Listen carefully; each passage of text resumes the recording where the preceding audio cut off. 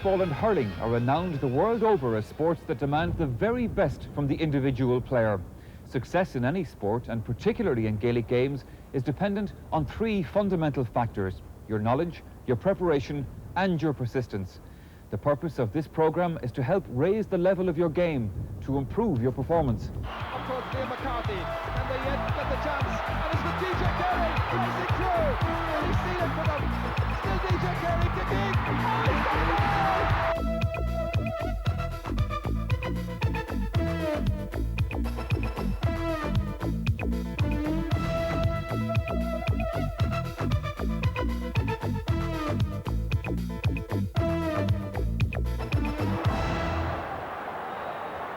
The skills involved in Gaelic games are many and varied. To improve your performance, you must practice these skills and practice them correctly. I think I'm a lot different to most Gaelic players and hurling players at the moment, in that I didn't play any competition until I was about 15, until I went to secondary school. I didn't play any organised competition, or I didn't play for any club team. And mostly any practice I did was on my own against a wall, and I would still say that that was the biggest factor in me learning the skills of hurling. I was just, every afternoon I just banged the ball against the wall, and I learned the skills that way, really. It's vital to practice. I mean, there will be sessions set up for you maybe on a Tuesday and a Thursday and a Saturday, but I think it's also vitally important for a person who wants to improve their football or hurling to practice by themselves, or practice in groups of fellas. Even just to get a ball and kick it off a wall and catch it and practice your skills. I think that's vitally important. I think the person who's going to become a good footballer is the person who's prepared to go and do some extra work himself. More than anything else, skill is a behaviour. It is an ability that must be learned. That means it must be practiced over and over and over again until it becomes second nature. The skillful player can perform a task or a skill within the game situation with the maximum certainty. In other words, he can cut down the gap between what he achieves and what he set out to achieve in the first place. The skillful player can catch or kick the football. He can pick it up, carry and strike the sliotar, tackle, make himself available for a pass, score, support teammates, gain possession, far more frequently than the unskilled player. The player who hasn't practiced his skills may be successful sometimes, but it's only by chance. It's only a fluke. Your ability to perform the skill will break down unless you have practiced the skills correctly on a regular basis. It isn't always easy to see how the skills drills fit into or are appropriate to the game situation. Nevertheless, the great players realise that talent doesn't develop by accident, and that excellence on the football and hurling field doesn't occur by chance. I think you need basically to be shown the skills first of all by somebody, and then you need to go and practice them as often as you can. And obviously your coach and your trainer are going to be the people that are going to be able to impart the skills to the kids, and to go off and practice them then is even more important. It's no good just going to the school field once a week and practicing. I think you have to practice every day. The Dublin team would train normally championship time Tuesday nights, Thursday nights, Saturday mornings, and then you may have a club game on Sunday, or Dublin might have a training session on Sunday. You know, so it varies from 3 to 4 times a week. Obviously at this stage, like, you have jobs and it's a little bit harder for kids. I mean, there's no reason why they couldn't practice, you know, 5-6 days a week. All they really need is a ball and a football, and kick it up against the wall, practice catching it. 2 guys can practice on their own. You know, it's very easy. You must do it 100%. There's no use going out and putting only 60 or 70% in, because it will tell on the pitch at a later stage. Like, you see the lads who put in only half work at training, like, they'll only last half a game. It's the lads who put it in, and sometimes they don't enjoy the training, but they'll put it in and they'll go through it, and they're the lads that'll pull out in the end. The great players practice their skills properly. The saying, practice makes perfect, is only partly correct. It's really perfect practice that makes perfect.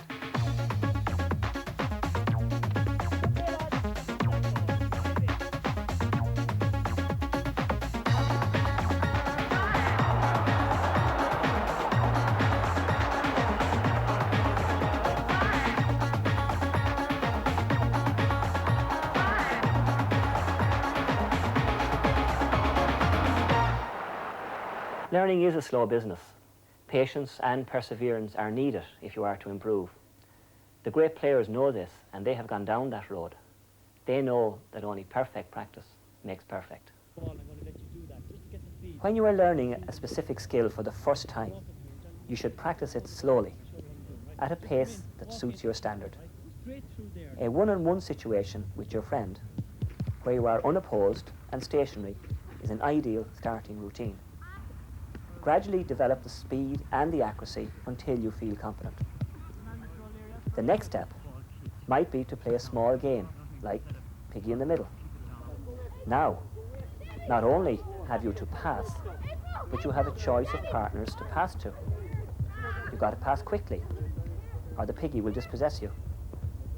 You have to move to receive a return pass, and you have to support your partner. These are qualities which will help you in the game situation. Will give down the necessary injection. And through in the clear. The shot. And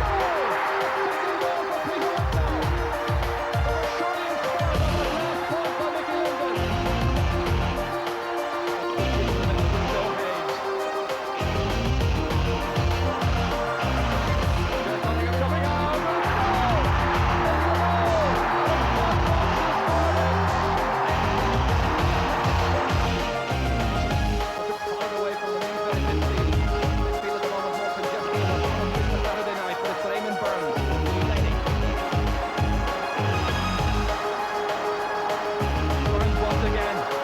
A 50 goal for Peter Whitlow. They were surely inspired by that last point by Mickey London.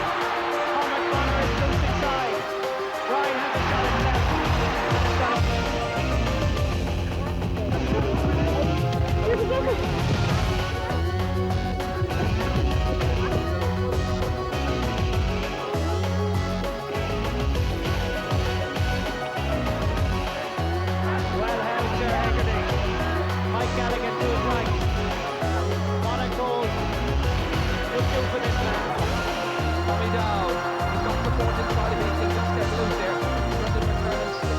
And it's a goal.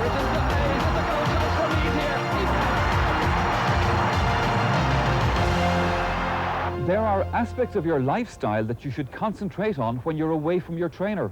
Factors like your diet, your attitude towards injuries, smoking. All of these will affect the way that you play. Well, nowadays we realise that diet is a very important part of our lives, and in fact for sports people diet is even more important because they will not perform at their best if they don't have the correct diet. The correct diet for an athlete involves eating a balanced diet throughout the year. A balanced diet is a diet which involves eating a variety of foods in moderation. Now, for athletes, the main foods should come from carbohydrates, complex carbohydrates. And these include things like bread, pasta, potatoes and cereals. Well, muscle strength is something that sports people often think about, and the best way to achieve muscle strength is through regular training, exercise and a balanced diet. Now, this includes a moderate amount of protein in the diet every day. Protein foods are dairy products, meat, nuts, eggs, fish and poultry. These foods, besides providing protein, also provide valuable minerals in the diet, and the two most important that we think about are calcium and iron. Now, lean red meat is a good example of a protein food that provides a mineral, and the mineral it provides is iron. We need iron for the correct formation of blood, and without an adequate amount of iron in your diet each day, the athlete can actually suffer from anemia, which will hinder his or her performance. Now, other foods that contain minerals would be your dairy products, and these contain a very important mineral called calcium. Calcium is necessary for the formation of strong bones, which obviously are very important to the athlete. The body also needs a constant supply of vitamins each day, and that is to help the body regulate all its processes. The main supply of vitamins in the diets comes from fruit, such as apples, oranges, bananas, and from vegetables. Other supplies would include cereals, meat and milk. There may be some athletes or players whose diets are in fact quite poor, and they may be recommended to take a vitamin supplement such as a vitamin C supplement.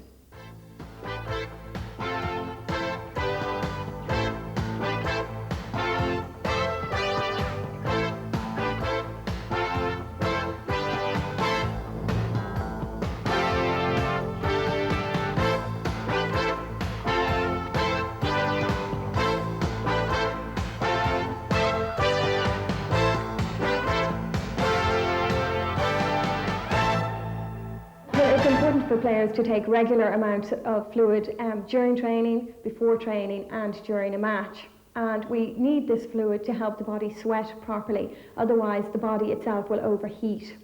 Once the body starts to overheat or become dehydrated, it will actually hinder the performance, and the performance will go down very quickly. So what you need to do is drink small amounts of fluid, little and often. In hurling, the biggest problem is head injuries, facial injuries, mouth injuries, and hand injuries, believe it or not. So the best way to prevent your head injuries is to wear your helmet. When I started off, I got used to a helmet. I always wore a helmet from an early age, and I'd recommend young players to start off wearing a helmet. And if they can get used to a face guard as well. I think a gum shield is very important because it's if you got a belt in the mouth, you know, it's very sore and it's very costly. If you do get a finger injury or a ligamentous tear in your finger, you should always tape your two fingers together before you go out to hurl, and it makes a dramatic difference. In Gaelic football, the injuries tend to be different. They tend to be more hamstring strain, groin strain, and lower abdominal tears. The most annoying part about the groin strain is that it tends to be so recurring, and the hamstring. Both of those tend to be recurring injuries. And I think one of the reasons why they recur so much is because people don't do a proper rehabilitation program the first time they injure. People could prevent injury by, for instance, not arriving late to a training session. People arrive late to a training session, the session is already in progress and they're at a sprint stage, and the youngster just dives in and joins in, and you know, the body isn't warmed up enough. When you tear something, bleeding is going on. You not only tear the muscle fibers, but you also tear some blood vessels. The very first thing you should do is get ice on it. You must rest it, obviously. You must bandage it, you must elevate it. You take anti-inflammatories if there's a lot of swelling to reduce the inflammation as quickly as possible. And of course, then you follow a professionally guided rehabilitation program. If somebody is limping with an injury, they should be seen professionally, either by a chartered physiotherapist who treats sports injuries or a doctor who treats sports injuries.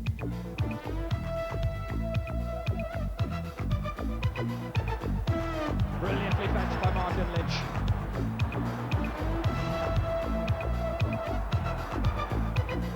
Inside, very good.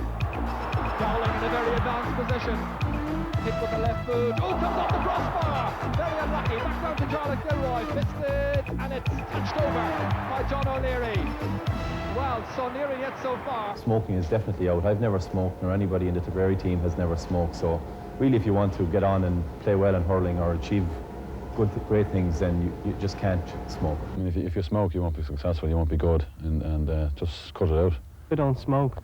I think smoking, especially to boys and girls at an early age, if you're going to smoke, forget about sport. It doesn't matter what sport you're playing, hurling or football or swimming, whatever sport there is. Smoking slows you down, so keep away from the cigarettes.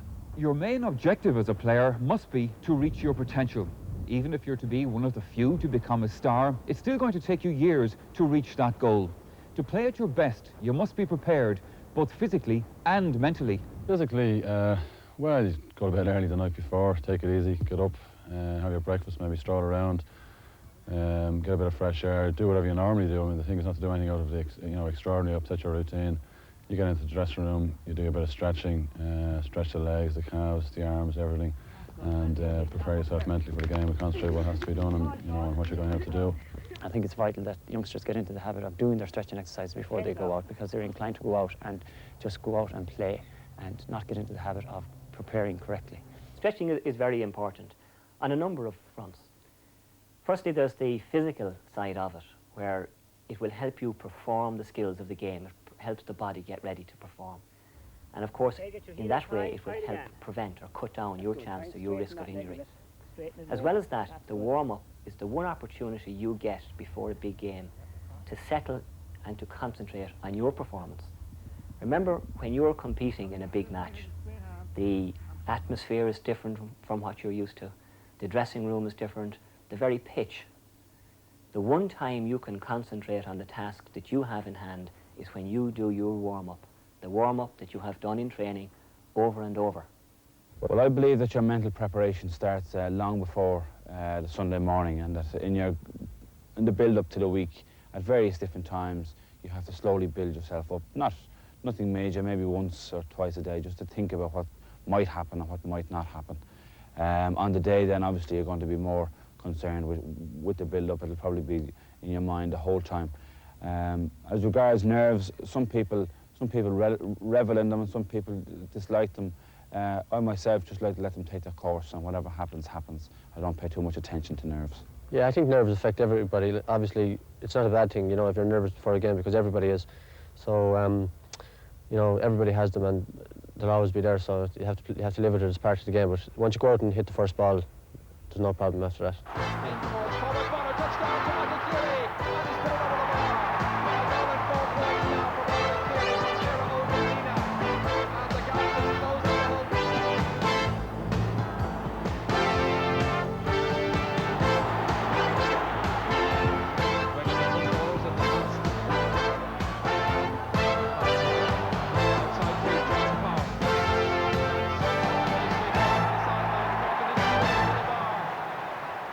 Yeah, the hurl, especially the young boys and girls, there's no use getting a hurl that's going to come up to your chin.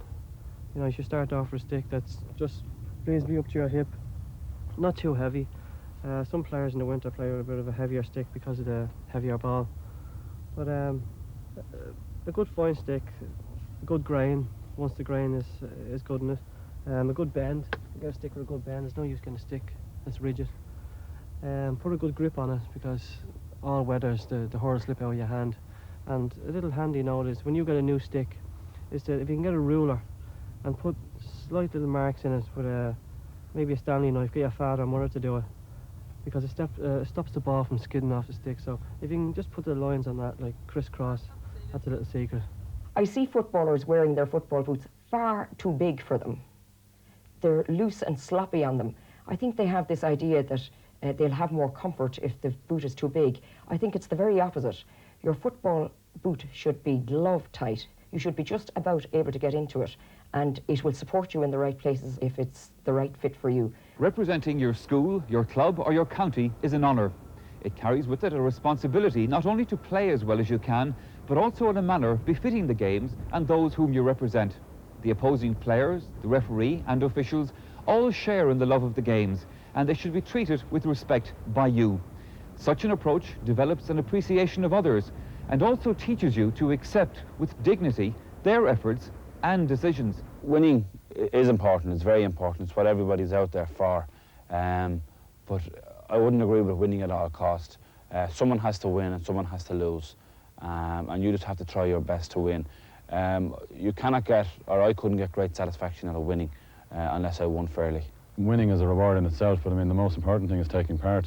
I mean, you can play with a club team and I never win a trophy, and the club team I play with, it wouldn't set the world alight, you know, in Dublin League or anything like that. And you know, okay, I've been lucky to play with Dublin and win in All Ireland and be successful at other levels, but it's taking part. You know, it doesn't matter what you play, you should play some sport and just play purely for the enjoyment. If you get to a level of where success is important, well and good, but I mean, you know, you play to enjoy it. Yeah, I think Tipperary have won and have lucky enough to win 2 All-Irelands in the past number of years, but we've also lost a lot of games, and I've been playing since 1982, and we didn't come out of Munster until 1987, but I think we enjoyed playing just as much then as we enjoy it today, even though obviously it's nicer to win, but I think you've got to realise that you can't win every day, and it's important just to play the game and enjoy it for playing the game. Competition is important. Any player who participates in competition without trying to win is being dishonest to himself and to his team. It is in the stretching to reach new limits that we learn things about ourselves. It is in applying ourselves fully to the task at hand that we extend our range of abilities. And of course, it is the good performances in those conditions that inspire ourselves and others to get involved. But remember, while winning is important, striving to win is even more so.